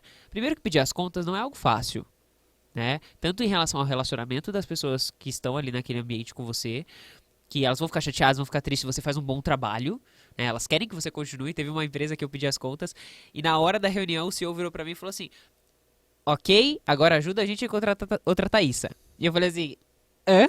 Tipo, É. não tem jeito. Mas isso significa também algo muito positivo de que você conseguiu construir algo legal. Mas o ponto que eu quero trazer aqui é o seguinte: para mim precisa existir um equilíbrio. Um equilíbrio muito claro entre o quanto os meus conhecimentos, eles de fato agregam aquele contexto. Ou seja, eu me sentir útil. Caraca, eu tô construindo, eu tô produzindo. O que eu sei, ele de fato é relevante nesse contexto. Eu não tô aqui por dó. Tipo, me colocaram nessa posição porque eu sou legal. Mas também tem que ser desafiador. Não pode ser fácil demais a ponto de você falar assim: caraca, eu tô fazendo isso aqui com o pé nas costas. Tipo, eu já não estou mais conseguindo evoluir. E não é que a gente não tenha mais o que aprender, mas tem determinadas posições que a gente ocupa que a gente fala: eu já sei como fazer isso, eu já testei isso aqui, eu queria testar coisa diferente, queria estar no contexto diferente, eu queria um desafio diferente, tipo, sempre um desafio novo, por favor. Isso pode ser dentro de uma mesma empresa, mas quando você percebe que não vai ter estrategicamente, por conta da empresa, da estratégia que a empresa desenhou, não vai ter como te movimentar para algo que vai te desafiar mais, talvez seja o momento de você buscar um outro contexto. Teve empresa que eu trabalhei, não vou citar em qual, mas que em 6 meses eu tava falando assim: não era pra vocês terem me contratado. Era pra você ter contratado uma pessoa muito mais júnior. Eu tô sendo ultra subutilizado. Vocês estão malucos? Me troca de área. Aí me trocaram, depois de uma certa insistência. Mas ainda assim era um outro ritmo, não era uma complexidade. Eu saí. Foi muito por isso, mas eu era transparente. Legal, eu tô aqui, mas não sou a pessoa pra esse lugar. Excelente, excelente. Muito legal. Então você é uma pessoa de tiros curtos, mas na sua própria empresa, que era o que você queria, você está há 4 anos e meio. E aí eu queria entender um pouco mais porque a sua empresa passou por algo que muitas pessoas que empreendem desejam, que é entrar para um grupo de empresas, por exemplo, como o Grupo Alura, que é um baita... A Alura por si só já é uma empresa gigante, de alto impacto. A Kaelon, né, até que veio antes, baita impacto. E o Grupo Alura, pra mim, é até uma novidade, né? Quando eu vi, quando a gente conversou, e você falou: pô, agora a gente faz parte desse grupo. Conta um pouquinho como que foi isso pra você. Foi bem legal, porque eu conheço o Paulo, olha que curioso, eu conheço o Paulo, CEO da Alura, fundador, do primeiro Pilot Camp, que eu organizei no Vivo Real. Então olha como as coisas se conectam. E como eu conheci ele? Porque alguém falou: tem esse cara aí que tá falando um pouco de produto. Eu, quem é? Paulo? Tá bom, vamos chamar ele. X. E curiosamente, quando eu conheci o Paulo, ele ia nos meetups dos cafés nos sábados. E curiosamente, eu falava pro Paulo: Paulo, vamos fazer um curso de produto, que não tem. Ele falava: não dá pra ensinar produto. Ele falava isso só pela experiência. Ele falava: não dá pra ensinar produto, Marcelo, não tem nada a ver, código que dá pra ensinar. Falou pra mim umas 2 ou 3 vezes. Eu, tá bom. Passou 1 ano, passou 2 anos, ainda eu pinguei ele, acho que isso foi em 16. Em 17 eu pinguei, ele falou: não dá, nada a ver. 18 a gente fez a PM3. E eu falava de vez em quando com ele. Nunca foi um contato muito próximo, mas a gente falava, mandava mensagem e tal. No final de 19, ele me procurou, falou assim: cara, vamos conversar mais, porque ele viu que a gente estava começando a crescer. Ele tinha ido palestrar na edição de 19, que já era uma edição no evento de 1.200 pessoas. Já era uma edição grande. E ele, acho que aí ele percebeu: caramba, esse negócio tá grande, vamos conversar. Só que a gente estava part-time. Nenhum dos sócios estava full-time. E ele queria se aproximar para ver se a gente entrava pro grupo, mas aí ele falou: mas a gente tem nosso emprego. E aí ele não sentiu firmeza. O próprio grupo não estava numa estrutura, nem se falava de grupo ainda, era só a Alura. Não tinha uma estrutura de aquisições. E ele falou: então tá, depois a gente conversa, mantemos contato e tal. Eu de vez em quando mandava uns números: olha só, a gente cresceu tantos % esse ano, esse mês. Fazia um fomozinho. Continua de olho em nós aqui. Fazia um fomo, mandava uns números assim e tal. Em 2020, eu tinha tomado decisão junto com meu sócio de sair das empresas e para a PM3. Então eu estava no Nubank, meu sócio estava em Portugal, na OLX de Portugal. E ele falou: vou voltar para o Brasil para ir para a PM3. Eu falei: tá bom, vou sair do Nubank para ir para a PM3. Legal. Aí eu falei pro Paulo: a gente vai full time. Aí ele: agora eu quero conversar mais. Legal. Porque foi tipo, quero aproveitar a oportunidade, porque se vocês vão full time, então agora vai virar. E de fato, mudou muito, a gente cresceu muito mais full time. E tinha um terceiro sócio que não queria e saiu da empresa, e queria continuar no mercado, não queria trabalhar com educação. Beleza. E aí foi nessa hora, de 2020 para 2021, a gente já começou a negociar. A gente entrou full time e a gente já começou a negociar. Caramba, ele tava à espera, então. Foi um pouco rápido, porque ele já se conhecia há muito tempo, ele já vinha vindo a gente, já mandava as coisas. E, curiosamente, quando eu fiz ciência da computação, e eu não gostava de programar, eu não conseguia aprender, eu vim fazer um curso da Kaelo em São Paulo. Eu tenho uma caneca da Kaelo, que nem tá mais, né? Tendo cursos. Então tem toda uma conexão com as histórias, né? Falando da aquisição bem rapidamente, foi até mais tranquilo do que eu imaginava que fosse ser. Foi uma aquisição, de fato. Eles adquiriram parcialmente a gente. Tá. Não assumiram o controle. Menos do que controle. Foi parcialmente. Os sócios aí, fundadores ainda têm controle. Foi assim a operação. Só que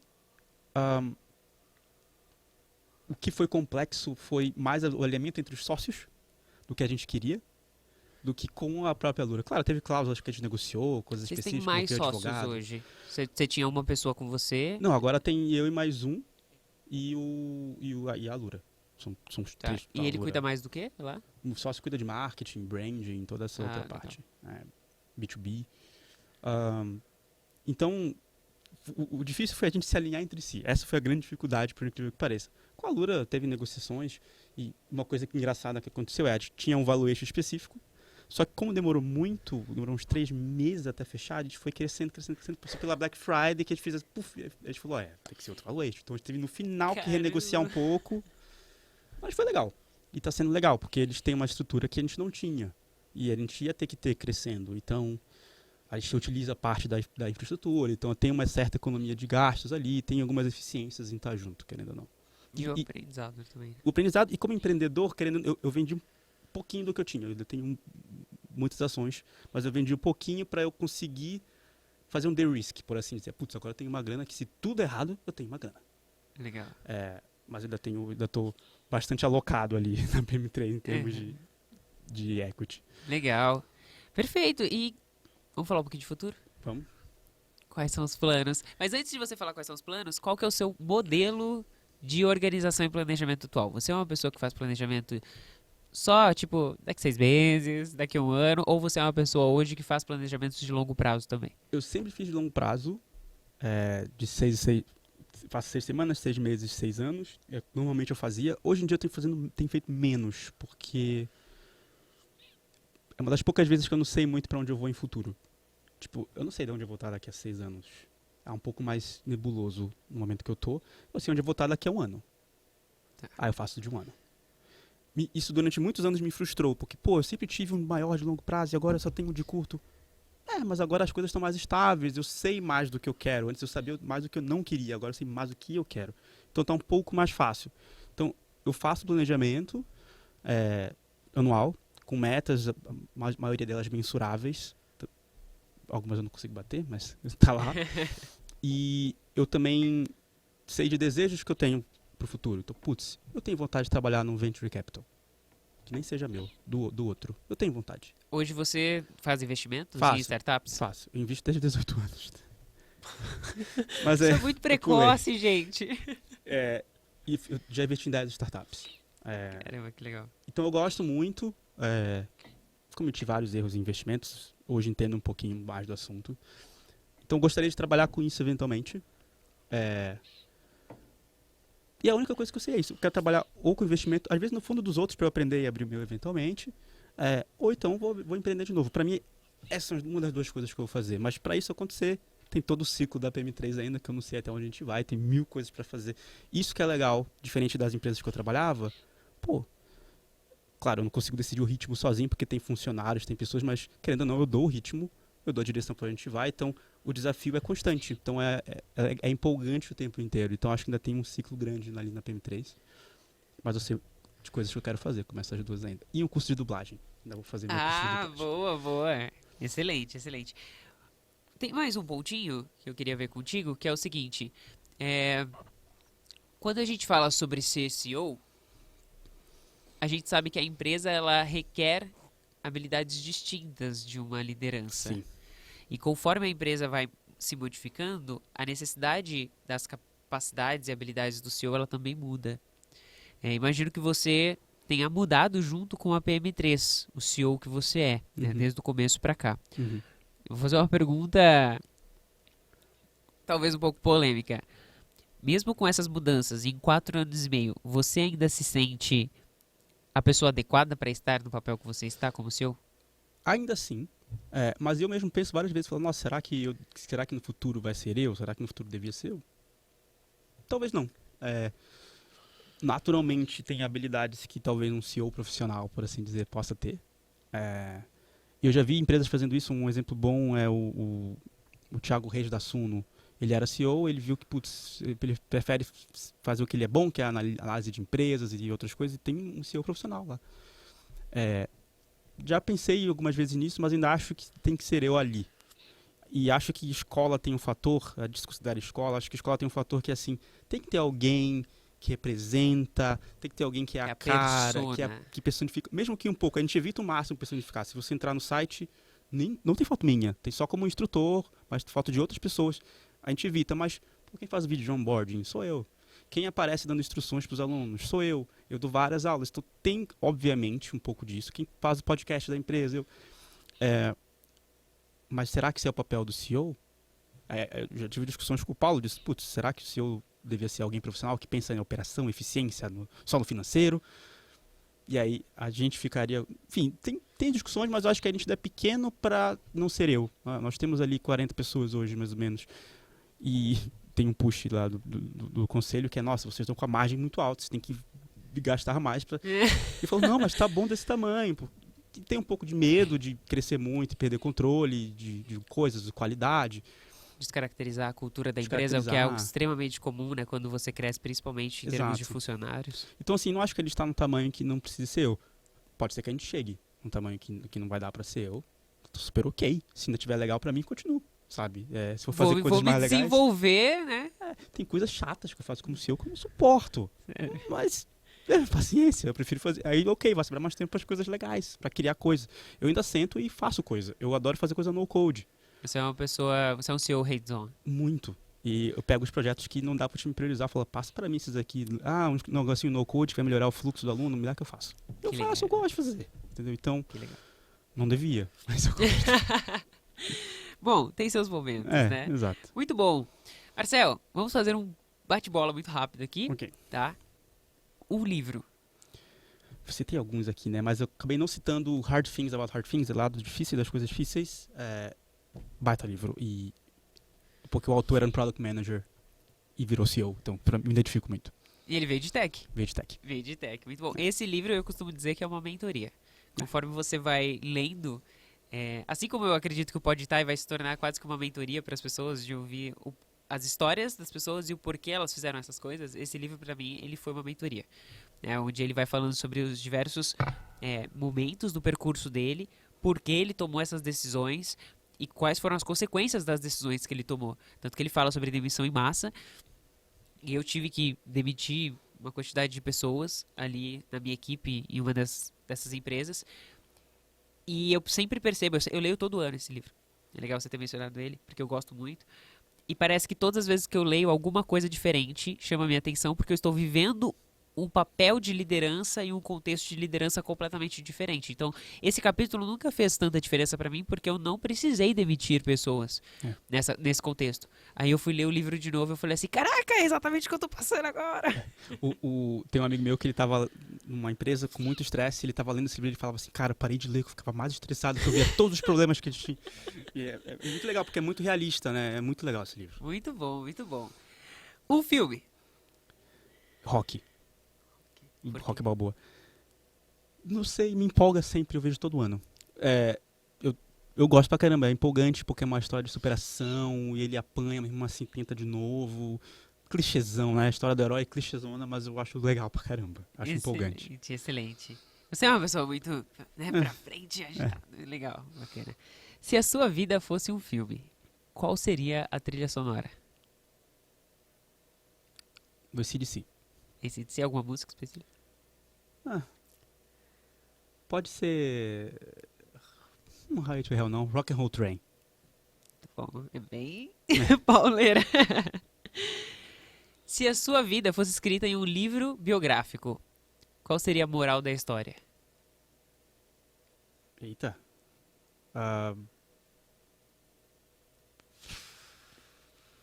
Aprenda fazendo. Aprenda. Aprenda fazendo e não lendo teoria. Talvez isso. Legal. Difícil essa. difícil. Justamente por conta da sua história, né? Acho que eu isso- aprendo muito mais fazendo do que lendo livro. Eu tenho um amigo que ele já fez MBA, mestrado, e é médico. E eu brinco com ele, eu falo, chega cara, vai executar agora, vai executar. Ele tem minha idade e passou muito tempo estudando, então, e ele sempre foi muito melhor que eu colava dele na escola. E eu falo, pô cara, como é que eu tô aqui na tua frente, tu tá 1000 vezes na minha frente, é que tu passou muito tempo na teoria, agora vai pra prática. E aí ele tem a dificuldade, talvez seja perfil, mas eu acho que aprender fazendo tem mais benefícios do que malefícios. Excelente, Marcel. Amei conhecer sua história em detalhes. Tenho certeza Obrigado. que a gente teria muitas outras coisas aqui pra contar de detalhes das suas experiências internacionais e tudo mais. Mas acho que a gente já conseguiu fazer Sim. uma passagem super bacana entre o passado, o seu presente e o que está por vir. E eu peço pra você deixar agora, então, suas redes sociais, Claro. enfim, o que você quer Ok. divulgar aqui pra galera e uma mensagem final, por favor. Tá bom. Se você quiser me seguir, você pode acessar o Instagram, Almeida Marcel, no Twitter é Almeida Marcel, no LinkedIn também é Almeida Marcel. Então, eu uso mais o Twitter e o LinkedIn, bem mais o Twitter. O Instagram, de vez em quando eu posto algum conteúdo ali, mas vai sair nas outras redes sociais, então pode escolher qual você quer seguir. Sobre mensagem final, acho que o importante é tentar fazer coisas e não se limitar só ao código. A gente falou um pouquinho de código, né? Mas acho que o principal tem tanta ferramenta no-code, a gente nem falou tanto disso, mas tanta ferramenta no-code que você pode ir lá e fazer aplicações que vão melhorar seu dia a dia, melhorar a sua vida, melhorar a vida de alguém, e vai ser tipo de graça. E você consegue fazer só com lógica pura. A própria PM3, o back-end inteiro é no-code, a gente não tem código, é tudo no-code, não tem dev. A empresa não tem dev, então é por isso que a gente consegue ter uma eficiência também alta. Então, vai fazer coisas, vai, sabe, produtizar, criar coisas e aprender criando, vendo vídeo no YouTube e replicando. Acho que minha vida foi muito assim, eu evolui muito assim. Quem tivesse perfil e essa gana de ir atrás, acho que tem muito a ganhar. Eu achei polêmica essa frase. A gente não tem desenvolvedor, a gente é muito eficiente. Não, operacionalmente e brincando, financeiramente, né? Mais barato. Eu tô brincando. Muito bom, Marcel. De verdade, assim, gostei demais de conhecer sua história, saber que a gente tem um monte de coisa em comum. A gente não falou sobre esses pontos, mas aí já deixa uma porta aberta para você voltar e a gente falar desses outros elementos, outras habilidades que você precisou desenvolver e até tomadas de decisões que foram importantes para você chegar onde você chegou. E para você que está aí, você tem um podcast também. É verdade. Bom, Fala aí. se você quiser conhecer mais sobre gestão de produtos digitais, a gente tem um podcast chamado Mesa de Produto, fica dentro do canal da própria PM3.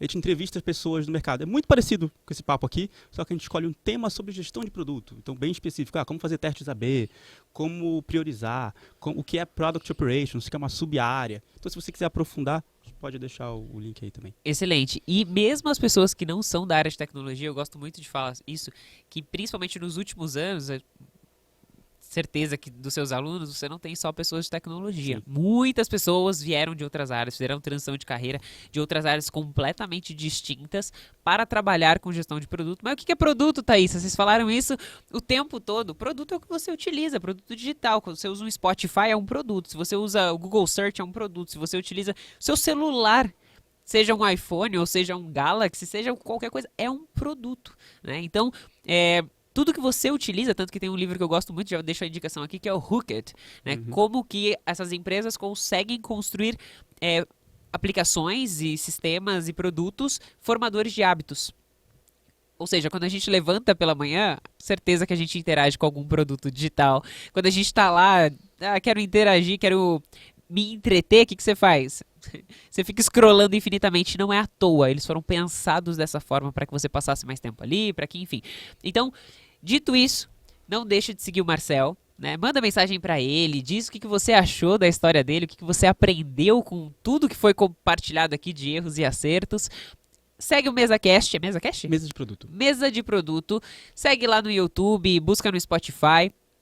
E não se esquece de se inscrever aqui no canal, né? Caso você esteja no YouTube, se inscreve aqui no canal, deixa o seu like, deixa o seu comentário também. Se você estiver em alguma plataforma de áudio, nos segue para você receber a notificação dos próximos episódios. E não se esqueça, aprenda principalmente fazendo e não apenas com a teoria e experiência dos outros. É isso aí, galera, e a gente se vê numa próxima. Gostei demais dessa história, cara. Muita coisa.